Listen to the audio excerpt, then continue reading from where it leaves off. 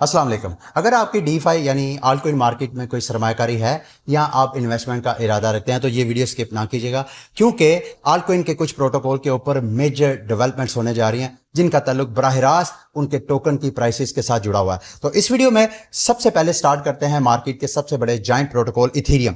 कल के दिन इथीरियम के प्लेटफॉर्म के ऊपर एक नई प्रपोजल पेश की गई है जिसका नाम 8361 है, इप 8361। ये जो प्रपोजल है, जो इथीरियम के रिसर्चर्स हैं जैसे डेरिक जस्टिन है, जैसे जेरेमी है और दूसरे रिसर्चर्स ने मिलके ये प्रपोजल पेश किया है। ये प्रपोजल बड़ी इंटरेस्टिंग है। इसमें इन्होंने ये क्लेम किया है कि अगर इथीरियम का स्टेकिंग जो है वो 50% या इससे ज़्यादा होती है तो जो स्टेकिंग रिवॉर्ड है वो ज़ीरो कर दिया जाए। दोबारा सुने, स्टेकिंग रिवॉर्ड ज़ीरो कर दिया जाए। और ये इस वजह से भी बहुत इंपॉर्टेंट है क्योंकि अगर स्टेकिंग रिवॉर्ड ज़ीरो कर दिया जाता है तो इथीरियम 100% डिफ्लेशनरी हो सकता है। ये बिटकॉइन से ज्यादा अल्ट्रासाउंड मनी जो है वो बन सकती है। अगर आपको नहीं पता तो आपको बताता चलूं, इथीरियम की जो फिक्स सप्लाई है या मैक्स सप्लाई है वो बिटकॉइन की तरह फिक्स नहीं है। बिटकॉइन तो 21 मिलियन है ना, इसकी अनलिमिटेड सप्लाई है। लेकिन इथीरियम की अगर नेटवर्क एक्टिविटी बढ़ती है, इथीरियम बिजी होता है तो जितनी फीस ये अर्न करते हैं इनका टोकन बर्न होता है और किसी एक खास वक्त में एक्टिविटी के बढ़ने की वजह से ये टोकन इस करंट स्टेट के अंदर भी वो 100% डिफ्लेशनरी हो जाता है। यानी जितनी सप्लाई मार्केट में आती है उससे ज्यादा टोकन ये बर्न करते हैं। इनकी ये सप्लाई कहती है कि अगर स्टेकिंग जो है वो 50% होती है तो ये सप्लाई जीरो कर दी जाए। यानी एवरी टाइम इथीरियम जो है अपने टोकन बर्न कर रहे हो, आप इमेजिन करें कि इथीरियम के टोकन की प्राइस के ऊपर इसका क्या इफेक्ट होगा। अभी ये सिर्फ बातचीत तक बातें हो रही हैं। अभी ये प्रपोजल बाकायदा जब आएगी, अगर अप्रूव होगी, अगर कि मैं वर्ड यूज कर रहा हूं, तो इथीरियम की प्राइस के लिए ये बड़ी बुलिश न्यूज है। और ये ऐसा नहीं है कि इसको तनकीद नहीं है। जो आवे के फाउंडर हैं सिस्तानी, उन्होंने इस हवाले से तनकीद भी किया। उन्होंने कहा जी ये जो प्रपोजल है ये इथीरियम को नुकसान देगी। ठीक है, क्योंकि स्टेकिंग रिवॉर्ड अगर आप जीरो कर देंगे तो इथीरियम स्टेक कौन करेगा? स्टेक कौन करेगा? इस वक्त अगर आप करंट स्टेक इथीरियम का देखें तो 34% सप्लाई ऑलरेडी इथीरियम की स्टेक है। 34 मतलब 16% अगर और सप्लाई स्टेक होती है, बूम, इथीरियम जो है वो अल्ट्रासाउंड मनी बन सकता है। इस वक्त जो करंट एग्जिट और एंट्री क्यू देखें तो सिर्फ 96 इथीरियम है जो इनके नेटवर्क से एग्जिट ले रहे हैं। बाकी 2.4 मिलियन से ज्यादा इथीरियम इस वक्त लाइन में खड़े हैं को इस नेटवर्क को सपोर्ट करें और यहां से जो यील्ड है वो अर्न करें। अब ये कौन मल्टी मिलियन जो है इथीरियम टोकन स्टेक कर रहा है? ये इथीरियम ट्रेजरी कंपनीज हैं, ये ETF कंपनीज हैं जिन्होंने इथीरियम होल्ड किए हैं, वो यहां से स्टेकिंग रिवॉर्ड अर्न कर रहे हैं। ठीक है, दूसरा मेजर प्रोटोकॉल सोलाना ने भी कोई इसी तरह का एक प्रपोजल पेश किया है। सोलाना और इथीरियम में अगर आप कंपैरिजन करें तो ये भी इथीरियम की तरह इसकी भी कोई मैक्स कैप नहीं है, यानी अनलिमिटेड सोलाना की भी सप्लाई है। और सोलाना की अगर बर्निंग की बात करें, बर्निंग का मॉडल भी इनके पास है, लेकिन इथीरियम की तरह ये कभी भी ना माजी में कभी हुआ है ना ही फ्यूचर में कोई चांसेस है कि ये डिफ्लेशनरी टोकन होगा। इस वक्त इनकी जो एनुअल सप्लाई मार्केट में आती है तकरीबन 3.7% जो सप्लाई है वो अनलॉक होती है। अगर उसकी डेली की एवरेज निकाली जाए तो तकरीबन 64,000 सोलाना टोकन रोज अनलॉक होता है, रोज डंप होता है मार्केट के ऊपर। और अगर हम बर्निंग का रेशो निकालें तो ऑन एवरेज तकरीबन 1000 सोलाना टोकन डेली का बर्न होता है। यानी बर्निंग जो है वो ना होने के बराबर है। और इसकी एक वजह भी है क्योंकि सोलाना की फीस इथीरियम की फीस से बहुत मुख्तलिफ है। इथीरियम की नेटवर्क एक्टिविटी बढ़ती है तो वहां जो है वो ट्रांजैक्शन फीस बढ़ जाती है। सोलाना में ऐसा नहीं है, नेटवर्क स्पीड वैसे की वैसे ही रहती है। नेटवर्क एक्टिविटी अगर बढ़ती है तो सोलाना चोक हो जाता है, सोलाना हाल्ट हो जाता है, स्टॉप हो जाता है, लेकिन इसकी फीस पे इतना ज्यादा ये नहीं कि फर्क नहीं पड़ता, फर्क पड़ता है लेकिन बर्निंग के हिसाब से कोई ऐसा खास फर्क नहीं पड़ता। तो अभी जो प्रपोजल सोलाना के प्लेटफॉर्म के ऊपर फ्लोट की गई है उसमें ये जो 3.7% एनुअल सप्लाई है इसको कम करके 1.5 करने का या उससे ज्यादा करने की प्रपोजल है अभी। यानी 64,000 अगर रोज सप्लाई आती है तो उसको कम करके तकरीबन 30,000 की रेंज में करने की ये प्लानिंग की जा रही है। अगर ऐसा होता है यानी 35,000 रोज तो ये भी एक मेजर यानी हाफ कट बनता है। और ये भी फौरन नहीं होना, अगर ये प्रपोजल अप्रूव हो जाती है तो इसको भी 3 साल लगेंगे, यानी इसको बड़ी वो ऑर्डरली इसको जो है वो डिक्रीज करेंगे सप्लाई को। बहरहाल ये भी बुलिश न्यूज़ है। Another major development Hyperliquid token के हवाले से, हाइपर लिक्विड ने अभी जो सर्कल कंपनी है यानी USDC के बैकएंड पे जो कंपनी है उनके साथ एक AQA नाम की डील फाइनल की है जिसमें हाइपर लिक्विड के प्लेटफॉर्म के ऊपर जो $multi-billion की वर्थ के यूएसडीसी ऐसे ही आइडल फजूल में पड़े होते हैं।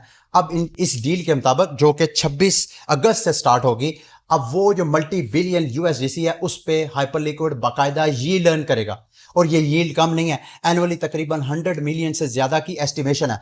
अगर आपको नहीं पता, हाइपर लिक्विड एक परपेचुअल डेक्स प्लेटफॉर्म है जहां पे लोग इनके प्लेटफॉर्म के ऊपर जो मार्केट्स हैं, एसेट्स के ऊपर लॉन्ग और शॉर्ट की पोजीशन ओपन करते हैं कि फ्यूचर में उसकी प्राइस ऊपर जाएगी या नीचे जाएगी।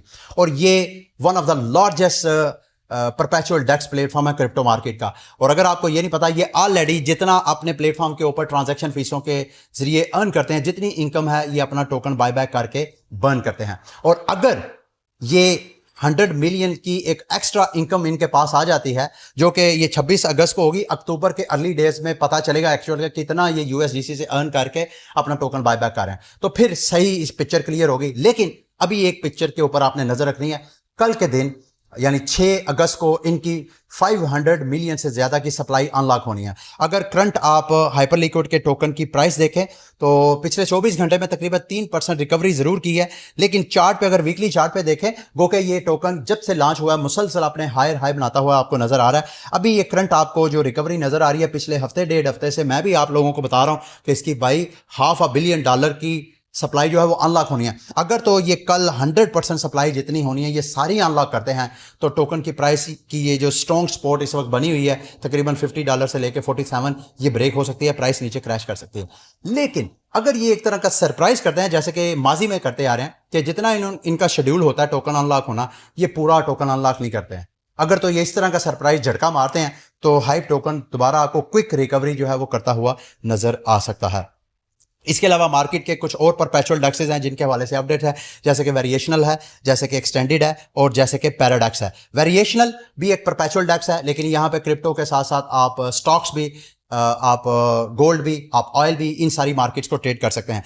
इन्होंने अभी अनाउंसमेंट किया है कि इस साल के तीसरे क्वार्टर में ये स्वैप प्रोडक्ट लॉन्च करने जा रहे हैं। स्वैप ये क्रिप्टो वाला स्वैप नहीं है जिसमें आप किसी डेक्स यानी यूनी स्वैप या पैनकेक स्वैप पे जाते हैं, एक टोकन देके दूसरा टोकन ले लेते हैं, ये वो वाला स्वैप नहीं है।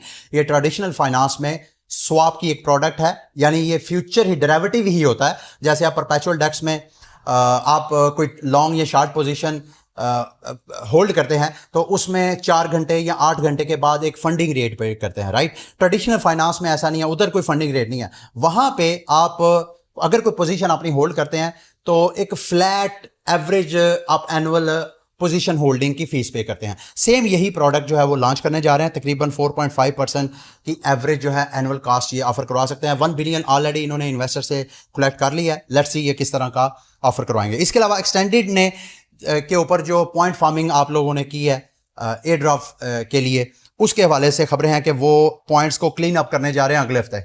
इसका मतलब क्या है कि आप लोगों, जिन लोगों ने वॉश ट्रेडिंग की है, जिन लोगों ने स्पैम ट्रेडिंग की है, उनको ये फिल्टर करके, अगर दूसरा सिग्नल ये है, एक तो उनके पॉइंट्स वगैरह शार्ट होंगे, दूसरा सिग्नल ये है कि ये अपना टोकन भी अनकरीब लॉन्च करने वाले हैं। पैराडॉक्स ने ऑलरेडी अपना टोकन लॉन्च किया है और अगर आपने इनकी जो कैंपेन है एफिलिएट प्रोग्राम की, रेफरल कैंपेन, उसमें पार्टिसिपेट किया था तो आप डाइम टोकन जो है वो क्लेम कर सकते हैं। मेजर अनलॉक की बात करें इस हफ्ते की तो आज के दिन सैंक्शन लैब जो कि प्राइवेसी L2 चेन है, उनके टोकन की जितनी सर्कुलेटिंग सप्लाई है कोई 200 मिलियन के करीब है। 200 मिलियन टोकन आज के दिन जो है वो लॉन्च होना है। गो के इसके टोकन की प्राइस के ऊपर कोई मुझे रिफ्लेक्शन नजर नहीं आ रही, लेकिन इसके ऊपर आपने बी केयरफुल। ऑलरेडी इसके टोकन की जो मार्केट कैप है वो 32 मिलियन के करीब है।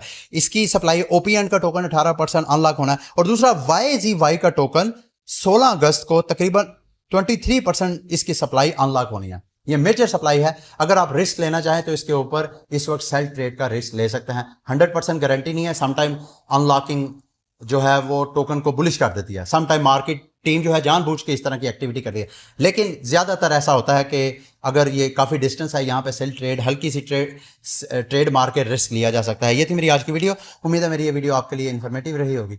अगली वीडियो तक के लिए मुझे इजाजत दें। अल्लाह हाफिज।